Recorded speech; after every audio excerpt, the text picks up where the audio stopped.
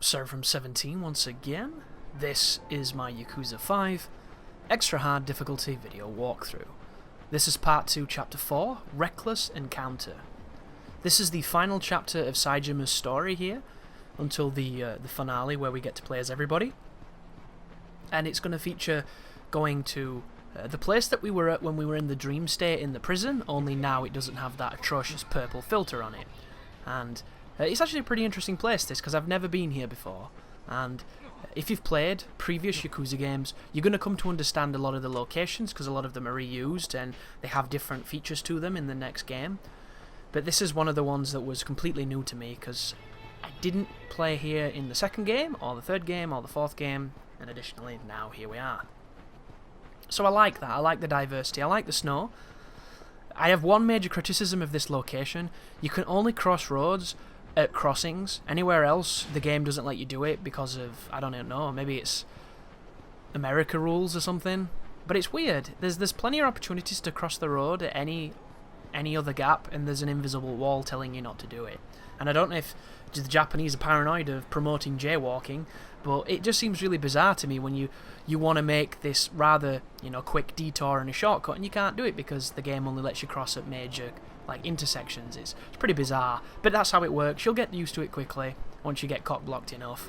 And an additional mechanic here to be aware of is the police officers. So much like Saejima in the last game, the police want him because he's escaped from prison, and they're going to be on a bunch of different corners, and you can't approach them. You've got to kind of skirt them, give them a wide berth, and if you don't, it plays a little cutscene and it turns you around. It's not an inconvenience, it's just annoying. And unlike on Yakuza 4 where they could actually chase you and you had to do those arbitrary runaway sequences, on this game it just gives you a cutscene and tells you to avoid them. And I honestly can't say whether or not it hindered me in any way. I don't think it did. But the great thing about this place is it's very Christmas themed. There's Christmas trees, there's the lights up, there's the snow. It feels very festive, and I'm one of those people that really likes Christmas. And I like the atmosphere of Christmas. I like the snow, I like the cooler weather, I like the lights. There's something about it. I think it gives a really nice charm to the night. And I think this game's achieved it quite well, even though graphically, we can all agree, it's not the best looking title. And it has its reasons for that. And the newer games coming out, I'm hoping, are going to be exclusive to PlayStation 4, because if they're still backwards compatible, I don't think they'll ever truly achieve the better stuff. Oh, by the way, guys, this is me trying to charge the last level of that move, because I've never done it before. You might notice that I'm leveling up on this walkthrough, and I'm able to unlock moves I've never seen. So that was me trying to charge the third level of the triangle, and it was interesting, to say the least. But you might notice on the left, I have what's saying, it's telling me I've got a text message. Every single time you load the game, once you stop playing, it gives you text messages to tell you about things you already know about. It's really annoying. I have no idea why it does it. It's almost like there's a scripting problem, because once it's told you it once, it should never tell it you again, yet the game does it every time you boot the game. It's just weird. But you'll notice that hopefully it'll go away and you'll not see me enter the menu because I've trimmed that stuff out. Tried to trim a lot of stuff out because there's a lot of unnecessary nonsense. But on this particular one, I don't know this street too well and I don't know this town too well, so you're going to see me doing a lot of accessing the menu to make sure I'm going the right way, which is something you should always be doing if you're unfamiliar. But it only really happens in this area for me because I'm not too bad when it comes to knowing where I'm going. But Saejima's a really strong character. You can do some serious damage with this dude, especially the running heat attack you can do when you hold triangle. You can do that to bosses, and I've never tried it on this game, but on Yakuza 4, I did it to Saejima's final boss. It was pretty ridiculous too, because I did not think you'd be able to land that type of an action on a boss, so it's really nice to see that. That was me trying to do a heat action with the bat, and it missed, because the detection is a little questionable. And I haven't talked about it too much, but pressing triangle on these games is a work of art, and when you miss it, it's the most frustrating thing on the planet. It truly is. And do you see how there's a police better stay clear on the screen there? That little bit of dialogue box. Whenever a box such as that is on the screen, you cannot do a heat action. It's something that's going to bite you in the balls when you play as Yakuza 4. It does it all the time. Comes up with those little things saying what you should do. There's a mission in this game when you get close to the finale where you're playing as Kazuma and you have to go through the Kamurocho Hills shopping place. And all the time, there's these messages coming up on the screen, and you can't do heat actions. And there's a group of enemies attacking you, and you're trying to do run a group of 4 of them and do the multi-hit thing, and it doesn't work. And you just do the drop kick and end up getting beaten up on the recovery frames. So many situations where they do this, and it's really baffling as to why. And I wish it didn't. It's the same thing with Dark Souls. For some reason, the way that the game is made means that whenever there is any kind of dialogue on the screen, you cannot do simple actions. You cannot access menus in those games, which is the worst part. You can't interact with things. And it's really baffling that the hierarchy of actions works in such a way that it does this. You know, why does it do that? I don't know. But it does, and it must be on a programming level, and it must be something that can be addressed. But they don't address it because they don't see it as an issue. And I really do, you know, because it takes control away from the player, and it enables you to miss things that you shouldn't miss. And I don't think there's anything worse than knowing how to do something, trying to do it, and it not working because of reasons that are not you. And I find that to be some of the most frustrating aspects of game design. But you'll notice, access the map then, got rid of the bloody text message up on the screen, and we can progress onwards. But this is a little bizarre. So you go to the club, you find out from the club that you need a pass. To get the pass, you have to find a homeless man. The homeless man's going to ask you a question about how many homeless people were there on the last census that was done in Tokyo. And the answer you can get from a guy just up from him on the same street. I ended up doing that by accident because I was going to Google it because I hadn't a bloody clue. And it's 71 every time, so that's the code for him. Once you do that, he tells you to find a phone box. And this is where I think that the game is a little dishonest, because phone boxes in Yakuza are save points. So when I was first doing this, I was just checking the save points. And I checked every save point, and none of them were right. And I'm like, well, what's going on? This doesn't make any sense. And the actual phone box you need to use is not marked on the map. So what I've done, guys, is because I knew where it was, I knew it was to the north, near those crazy ice sculptures, but I didn't know exactly which one it was. So on the recording, I ran around like a tit for about 10 minutes, checking all of them, and then of course the last one I checked was the right one. So to save you from this, I've edited that out, and I've gone to the pause menu, and I've showed you a visual representation of where it is and where you should go. And on the northern street, on the right hand side, there is a restaurant which is signified by an orange square. And that is where the phone box is, and that's where you need to go. So you're going to see that represented in a moment, and I just wanted to explain that for the people that are like, what the hell's this? So this is the homeless guy. He's the dude that we're going to be giving the quiz answer to. Which, ironically enough, I guessed 79. That was my first guess. And the answer's 71, so I was pretty close. But there you go. That's the picture of the phone box. You can see all the ice sculptures, which tells you that it's definitely in the north. And see on the map, that's where I've just done a quick look. So I'm going to go all the way up the street, which is a left turn here. And as I get to the top of this street, we're going to see the transition that I meant earlier. But it's to the right of me now. You cross the road and you go up that way. But there we go. Do you see how it's pointing to just below the question mark there? There's that restaurant. See on the map now, there's the orange square. This is the phone box. And when you get to it, it does this. I'm just curious though, folks. You know when you have a universal symbol for saving, and one of the objectives is that universal symbol for saving, and then the one that you have to go to isn't a save point? Does anybody else think that that's kind of misleading? I think it's really strange of them to do that. And I have no idea why, but that's how it works. But once you've done this, it's going to give you the clues that you need to answer some questions from a lottery store. So it's a 3-tier sequence, and you're going to see me do it in a moment. And I believe it's 7 consecutive losing tickets, but I could be wrong, so we'll have to watch. But there's a lot of dudes on the street here that are going to be challenging me.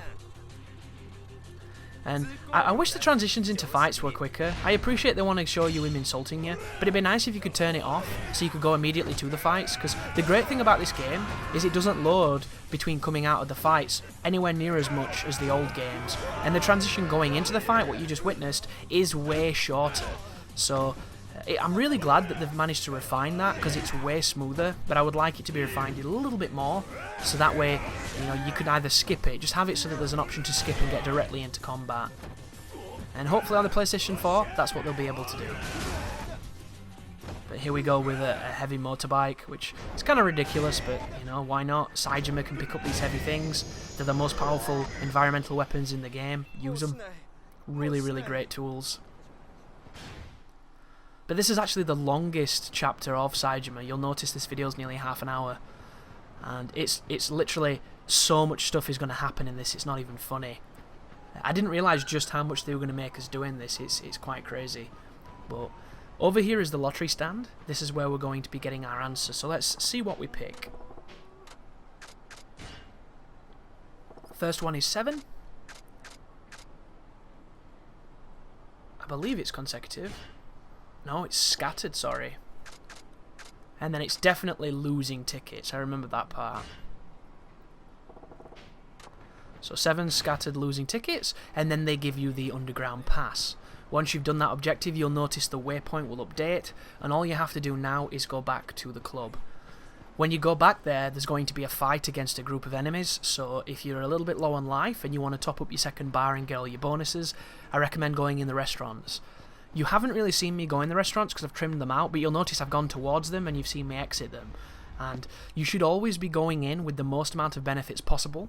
And ideally, with 3 weapons in your weapon gauges, just in case you want to do some extra heat actions. I'm not too sure if I've elaborated on this, but the first of every heat action you do will do the most damage. Then afterwards, if you repeat that heat action, you'll get diminished returns. So the most effective way of dealing damage is to mix up your heat actions. If you have 3 weapons, doesn't matter how strong they are, each of them will do a unique heat action, and it will give you really good damage. So it's a great strategy for doing some big damage really quickly. But this is just 3 dudes to begin with. And 3 dudes as Saejima is a joke, because this character is incredibly strong. And, I mean, look at this throw, dude. He's so good. He really is. He's not the most, you know, interesting to watch when you're doing straight up just optimized, efficient attacks. But, God, is he good. Like, effective-wise, strongest character in the game by far, just because it's easy, you know. I personally think that Kazuma is the strongest and the most capable character in the game, but you have to have an understanding of Taiga drops, Kamaki parries, and heat actions, and if you're getting hit a lot and getting grabbed, you don't have heat, and if you can't time the parries and the Taiga drops, you can't do the damage. So, as much as I think he's the strongest character, Saejima has all those options, and they're easy to get to, because his grab is so powerful. He gets so many iframes, and he gets free heat from doing those ridiculously powerful grabs. It's a system that feeds itself, and that's what makes him so strong. And I really like his outfit in this game. I like his coat, and I like his haircut. Normally I'm a person who likes long hair on characters, but I think the hair on Yakuza 4 made him look silly. It made his head look really squashed. And in this one, I think they've done a really good job of changing his face a little bit to make it just look a lot better. And I think the short hair really suits him. Gives him like a Aliens 3 vibe, the old David Fincher look. But here we go with the wonderful dodging my grab and whiffing grab moments when you start getting hit from behind. Additionally, I don't think this guy has a throw counter to grabs, which is bizarre considering he's a grappler. And that's the thing, guys. Oh, here we go, picking up the big pole. If you don't know how to do that, you have to hold the button to get the weapon.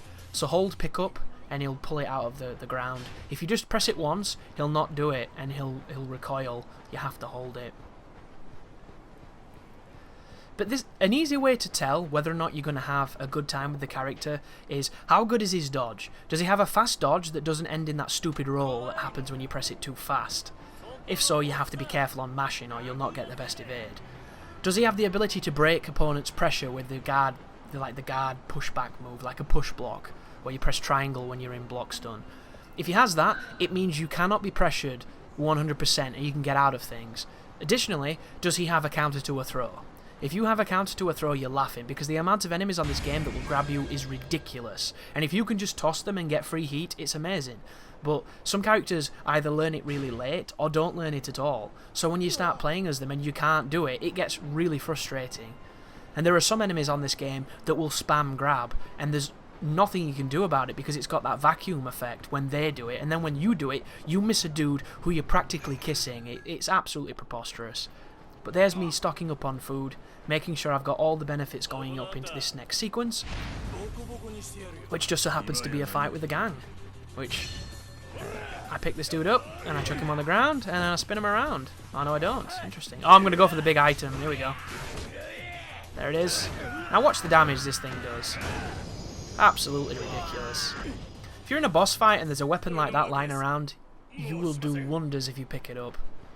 I don't know if those have heat actions, but if they do, they're probably some of the most powerful ones in the game.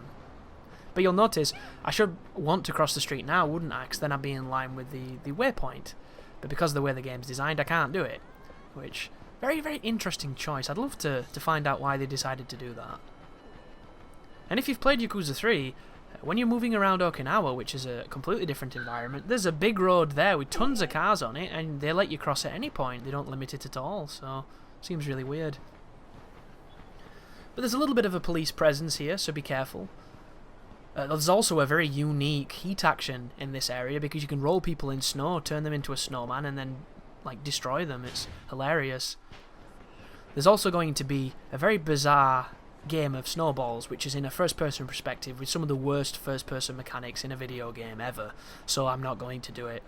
But if you want to play with it, my advice is get the first hit, 1 or 2 hits on the AI, and then just run circles around the environment, because the aiming and the dodging is so stupid and bad that it's way easier to just avoid the person by running a circuit than it is by actually trying to play it the way the game intends you to.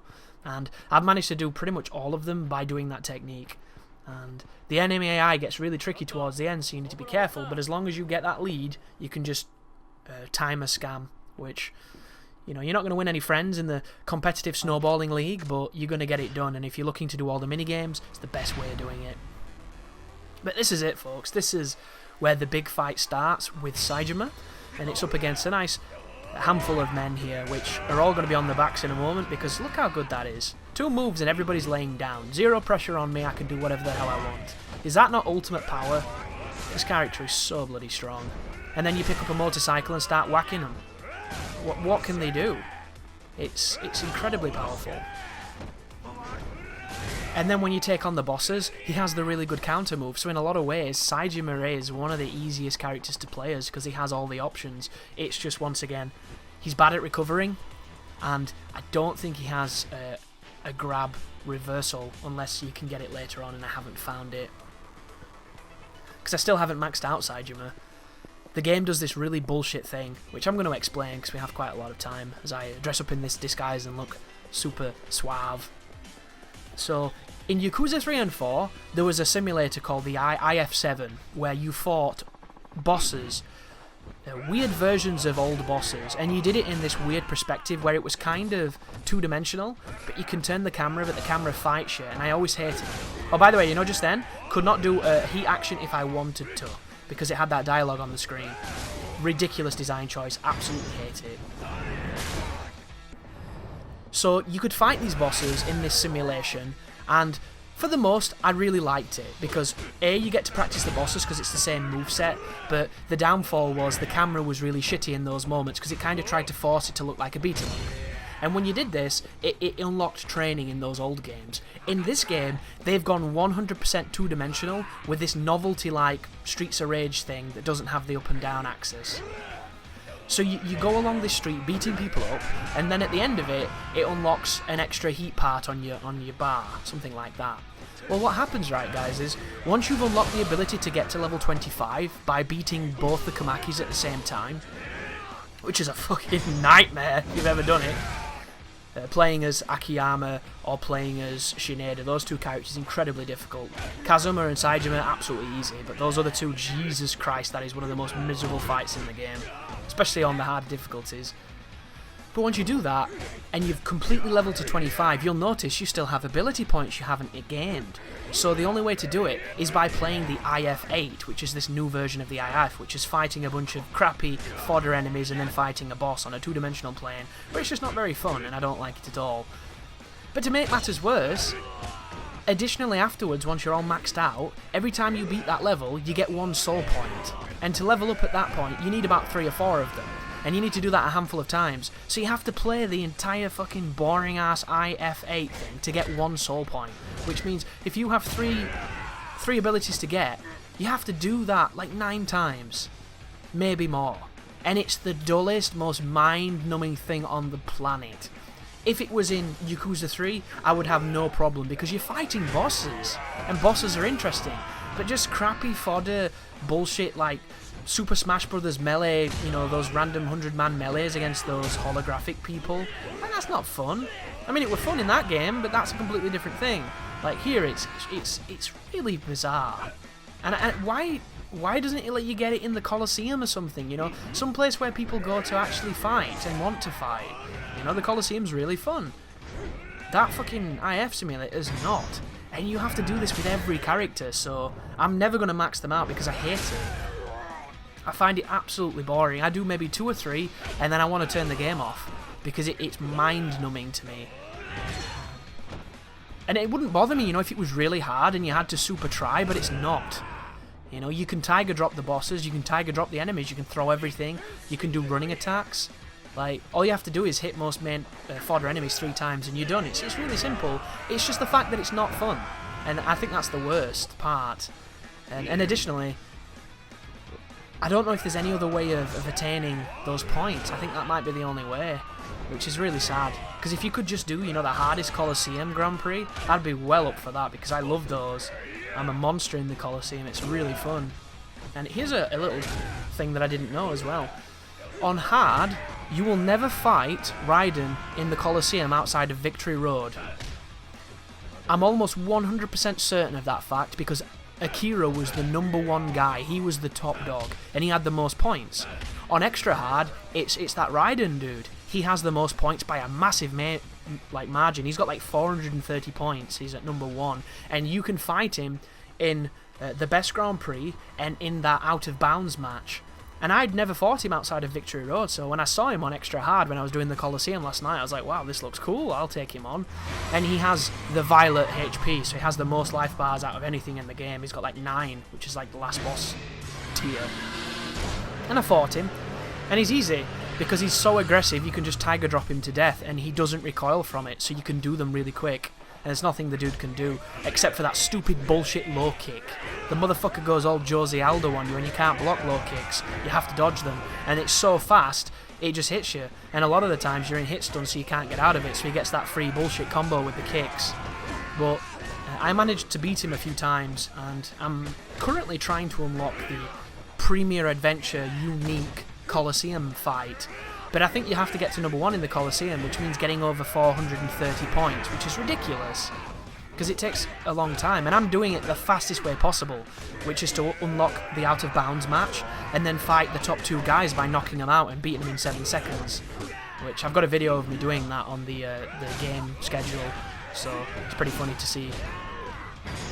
But it's just, it takes forever, it takes a really long time, and if you could do that to get soul points, I think that would be great, because it's way more entertaining. But my problem with the Colosseum is, when I know there's one I have to unlock, and I have to do the ones I've already beat to unlock it, I don't have as much fun, because I've already beat all the enemies, and I already know the patterns and things, so it feels kind of laborious at times. Even though I really do enjoy the Colosseum, and it can be really fun, but it must be said, it's so easy compared to Yakuza 4 and Yakuza 3. The Colosseum in those games is really tough. I actually think Yakuza 4 has the hardest Colosseum. Look at the frame rate, by the way. Jesus Christ. So, here comes the inevitable betrayal. Time to chase this dude down with the very reminiscent music of Cowboy Bebop, which I'm always a fan of high-pitched, you know, high-intensity jazz. It's always got that really fun edge to it, even though this is quite tame at the moment, till all the instruments come into it. But my tips here are, try and chain those shoulder barges to do some damage. Whenever you see a weapon, pick it up and hit him with it if you can. If you can't get close enough to hit him, throw it, but only ever throw it when you're on a straight line from him, or you'll miss, because if you turn in corners, he'll dodge it. And whenever you get the counter command, you want to do it because it does the most damage. And it's just, on extra hard, I think everything takes a little bit too long. Like I was talking about the Colosseum. everybody has green life bars, which is, I think, 3 or 4 bars, which is way too much life. Especially when you don't have any of your equipment, so you can't build heat quickly, you can't get any bonuses. It gets a little bit annoying, and especially if you're up against an enemy that reverses grabs, which is a lot of the Colosseum. Almost all of them completely reverse your grabs, which means you can't do any of the more interesting heat moves. Which can be frustrating, but, you know, it is what it is. Raiden is a bit of a bitch, and of course you can knock him out, so just do that. But getting to number 1, I think I'm currently about number 6. I've got about 300 and odd points. So it means I'm going to have to do that out of bounds, you know, for maybe an hour or 2 to farm those points. And then when I unlock it, I'm really hoping that it's all the bosses, one after another, inside the Colosseum. That would be amazing. But I don't think it will be. I really don't. I have no idea, actually. As I was saying, though, the Colosseum in Yakuza 3, the only hard part about that Colosseum is the fact that the Taiga drops don't give you enough iframes, so that if you do anything but pixel perfect Taiga drop, you take damage, so you're trading and you're losing life. And then that fucking wanker, I forget his name, like Kazuhiro Takeo, the dude who's a blatant cheat who moves twice as fast as everybody else, counterpunches everything, does that stupid spinning back fist that stuns you, and then bounds you for half your life bar. He's a dick, because he's a bitch, and it's one of the most miserable fights I've ever done in Yakuza. But in Yakuza 4, there's people in that are just hard, like really, really hard. They fight way differently, and the thing that's weird is they're the same people you've beat in Yakuza 5 and Yakuza 3, but they fight differently, and I think that's what makes them harder.